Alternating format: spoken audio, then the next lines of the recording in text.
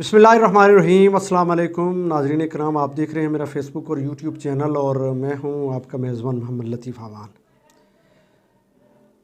नाज़रीन, आज के व्लॉग में दो तीन मौजू पे मैं गुफ्तगू करूँगा।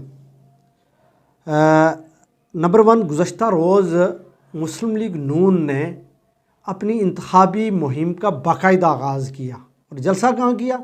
हाफिज़ आबाद में। वहाँ पे पहला जलसा था। आज हम बात करेंगे कि ये जलसा किस कदर कामयाब था या नाकाम, इस पे गुफ्तगू होगी।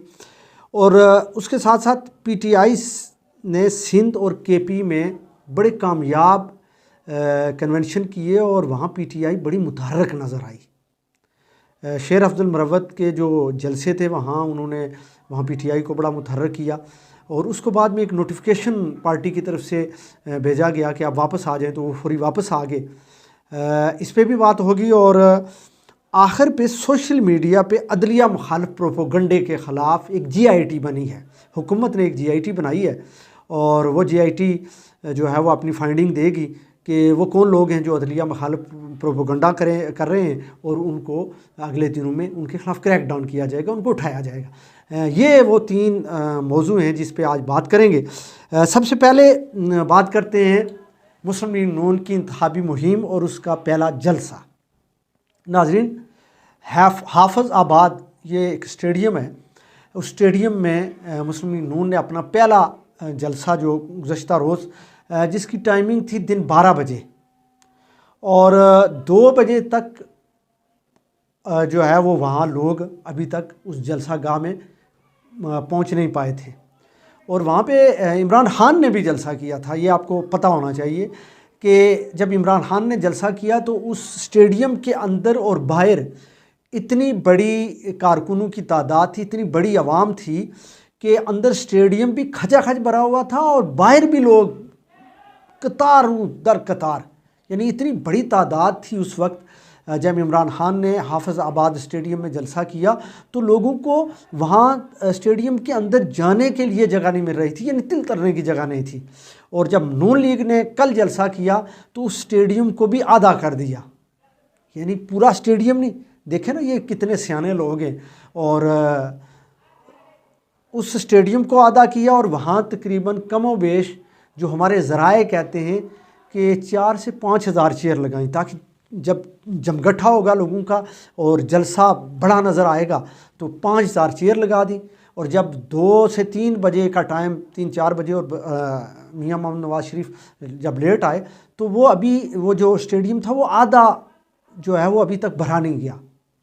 और फिर वहाँ पे जब मरीम नवाज़ आई तो मरीम नवाज़ जब जलसागाह में आई तो वहाँ पे एक खातून उनके हथे चढ़ गई और ख़ातून ने उनके मुंह पे मियां मोहम्मद नवाज़ शरीफ को बुरा भला कह दिया। वो मुतासरा थी सानिया मॉडल टाउन की और उसने कहा कि आपके वालिद गिरामी यहाँ आए हैं जलसा करने, लेकिन हमें इंसाफ नहीं मिला, हमें इंसाफ दीजिए, हम सानिया मॉडल टाउन के मुतासरीन हैं। तो मरीम नवाज़ उसके मुँह पर जो है वो देख के हंस रही थी और यानी तासुर ये दे रही थी कि शायद ये कोई हमारी वोटर है और हमारी सपोर्टर है और हमें सपोर्ट करने आई है। यानी देखें ये कितनी इनकी चालाकियाँ कितनी हैं। तो जलसा बड़ा, मतलब देख लें। और फिर क्या किया कि एक डीएसएनजी, जो अपनी डीएसएनजी उन्होंने लगाई थी, उसके ज़रिए बाकी टीवी चैनल को लिंक दिया। यानी बाकी डीएसएनजीज़ को वहाँ दाखिले की इजाज़त नहीं थी। यानी ये है इलेक्शन कैंपेन।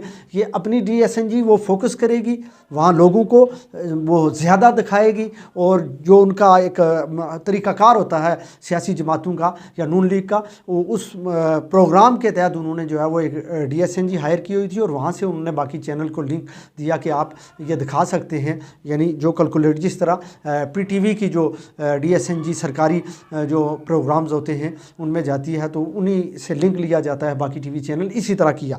तो ये अब देख लो कि नून लीग अब अगर जलसा भी करती है तो वहाँ लोग जो हैं वो आने के लिए तैयार नहीं। समझ जाओ कि अब होने क्या वाला है आगे। और पीटीआई से बल्ला तो ले लिया इन्होंने, लेकिन अब पीटीआई को संभालना मुश्किल है। उसके बाद अगली बात करेंगे और वो ये है कि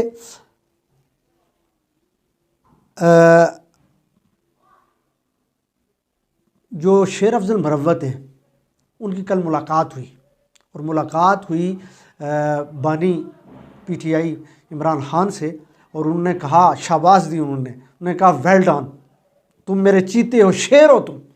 इसलिए कि बुज़दिल जो है, बुज़दिल से मुझे नहीं लगता।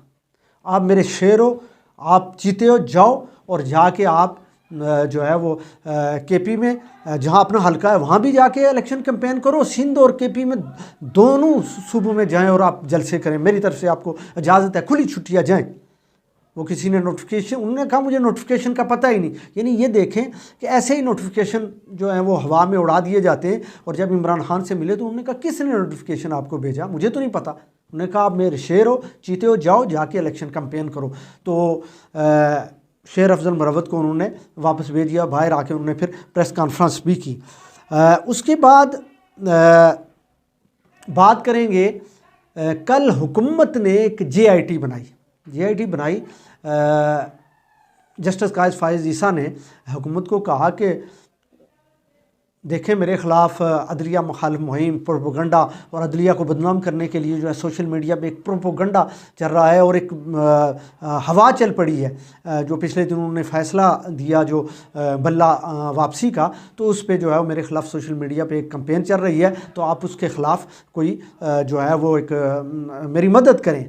यानी उन्होंने कहा कि आप मेरी मदद करें, ये क्या चल रहा है। तो फिर हुकूमत ने एक JIT बनाई। अब वो JIT क्या करेगी कि उन लोगों को पॉइंट आउट करेगी और फिर अगले दिनों में उनके खिलाफ क्रैकडाउन होगा। क्रैकडाउन कहाँ होता है, कैसे होगा, किस वक्त होगा, किन लोगों के ख़िलाफ़ होगा, ये तो अब आने वाले दिनों में पता चल जाएगा। लेकिन हुकूमत जो है वो इस तरह का प्रोग्राम और प्लान उसका है कि अगले दिनों में चल के हम सोशल मीडिया के जो अकाउंट्स हैं उनको ब्लॉक करें, उनको ट्रेस करें कि ये कौन लोग हैं, चाहे वो बैरून मुल्क हैं, इस मुल्क के अंदर हैं, किधर हैं, कहाँ बैठे हुए हैं। तो ये सिलसिला जो है वो अब हुकूमत बखलाहट का शिकार है, इसलिए कि इलेक्शन में वो उस तरह की जो है वो कारकर्दगी तो उनको नज़र आ नहीं रही। और फेयर एंड फ्री इलेक्शन का जो उन्होंने दावा किया है वो पता नहीं पूरा भी होगा या नहीं। लेकिन अब वो इस तरह के ओछे हथकंडे के सोशल मीडिया को बैन करें, यूट्यूबर्स को बैन करें, इसी तरह जो है वो जो नून लीग के जलसे हैं उनको प्रोटेक्शन दें। इस तरह की जो प्रोग्राम है जो केयर टेकर गवर्नमेंट है उसकी, तो देखते हैं अब आगे चल के क्या होता है। लेकिन इस वक्त जो हालात हैं, वाक़यात हैं कि एक ही जमात और वो है नून लीग जिसको हुकूमत फैसिलिटेट कर रही है, और बाकी जो है वो पूरे जो पाकिस्तान के अंदर इलेक्शन कैंपेन है उसका उस तरह जिस तरह एक ज़ोर शोर होता था उस तरह नज़र नहीं आ रहा। तो देखते हैं आगे चल के क्या होता है। नाज़रीन इकराम, आज के लिए यही मेरी गुफ्तगू। मुझे आपके फीडबैक का इंतज़ार रहेगा। दीजिए इजाज़त, अल्लाह ने के बाद।